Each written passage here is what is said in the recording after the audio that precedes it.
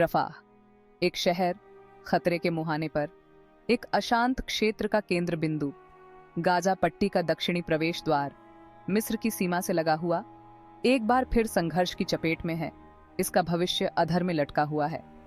दुनिया की निगाहें इस परेशान शहर पर टिकी हैं, जो बड़े इजराइल फिलिस्तीनी संघर्ष का एक छोटा सा रूप है, जहां जिंदगी उजड़ गई है और मलबे के बीच उम्मीदें बची रहने के लिए संघर्ष कर रही हैं। हिंसा में हालिया वृद्धि ने रफाह के निवासियों के लिए नए सिरे से दुख ला दिया है। घर मलबे में तब्दील हो गए हैं, हमले और जवाबी कार्रवाई के बेरहम चक्र से बिखर गए हैं। परिवार डर के मारे छिपे हुए हैं, उन बमों से पनाह मांग रहे हैं जो उन पर बरस रहे हैं। सड़कें जो कभी जीवन से गुलजार रहती थीं, अब वीरान पड़ी हैं। सशस्त्र पुरुष गश्त कर रहे हैं और मौत का साया मंडरा रहा है। रफाह की स्थिति इस लंबे संघर्ष की मानवीय कीमत की एक कड़वी याद दिलाती है। यह कूटनीति की विफलता और अविश्वास और दुश्मनी की स्थायी विरासत का प्रमाण है। जैसे जैसे दुनिया देख रही है, रफाह के लोग विनाशकारी परिणामों से जूझ रहे हैं। उनका जीवन एक ऐसे संघर्ष की चपेट में आ गया है जिसे उन्होंने नहीं चुना था। रफाह का इतिहास विजय, लचीलापन और निराशा के धागों से बुनी एक टेपेस्ट्री है। एक रणनीतिक चौराहे पर स्थित शहर ने साम्राज्यों के उत्थान और पतन को देखा है।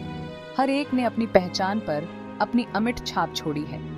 प्राचीन मिस्रवासियों से लेकर रोमनों तक, ऑटोमन्स से लेकर अंग्रेजों तक, रफाह एक प्रतिष्ठित पुरस्कार रहा है। इसका भाग्य साम्राज्यों की महत्वाकांक्षाओं के साथ जुड़ा हुआ है। हालांकि आधुनिक समय के संघर्ष की जड़ें प्रथम विश्व युद्ध के बाद और ऑटोमन साम्राज्य के पतन में है। 1948 में इजराइल राज्य का निर्माण उस भूमि पर जो फिलिस्तीनियों द्वारा भी दावा की गई थी, सैकड़ों हजारों फिलिस्तीनियों के विस्थापन का कारण बनी, जिनमें से कई ने गाजा में शरण ली, जिसमें रफाह भी शामिल था।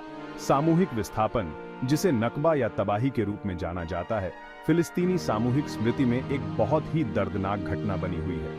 1967 के 6 दिवसीय युद्ध ने गाजा पर इजराइल के नियंत्रण को और मजबूत कर दिया। रफाह को इजरायली कब्जे और सैन्य शासन के अधीन कर दिया। 1990 के दशक के ओस्लो समझौते ने उम्मीद की एक किरण दिखाई, फिलिस्तीनी आत्मनिर्णय के मार्ग का वादा किया। हालांकि शांति प्रक्रिया लड़खड़ा गई और बाद के वर्षों में हिंसा में गिरावट देखी गई, जिसका समापन 2000 में दूसरा इंफाड़ा के रूप में हुआ। 2005 में गाजा से इजरायली विघटन, जबकि कुछ लोगों द्वारा शांति की दिशा में एक कदम के रूप में स्वागत किया गया, रफाह की पीड़ा को कम करने के लिए बहुत कम किया। यह शहर इजरायली नियंत्रण में रहा, इसकी सीमाओं को सील कर दिया गया और इसकी अर्थव्यवस्था का गला घोंट दिया गया। 2007 में गाजा में हमास का उदय और उसके बाद इजरायली नाकेबंदी ने मानवीय संकट को और तेज कर दिया। रफाह को गरीबी, हिंसा और निराशा के चक्र में धकेल दिया।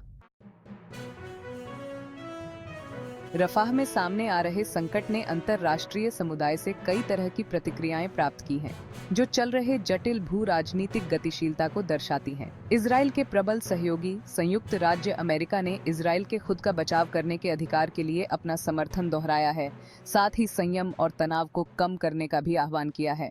यूरोपीय संघ दोनों पक्षों की हिंसा की निंदा करते हुए गाजा में मानवीय स्थिति पर बढ़ती चिंता व्यक्त की है और तत्काल युद्ध विराम का आह्वान किया है।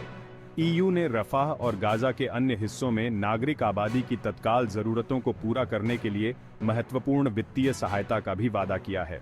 पड़ोसी अरब राज्य, जिनमें से कई लंबे समय से फिलिस्तीनियों के प्रति इजराइल की नीतियों के आलोचक रहे हैं, ने रफाह में इजरायली हमले की निंदा की है और गाजा की नाकेबंदी को समाप्त करने का आह्वान किया है।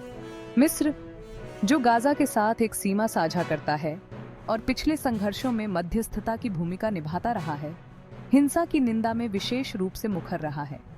संयुक्त राष्ट्र ने भी रफाह की स्थिति पर गंभीर चिंता व्यक्त की है। महासचिव एंटोनियो गुटेरेस ने तत्काल युद्ध विराम का आह्वान किया है और सभी पक्षों से अधिकतम संयम बरतने का आग्रह किया है।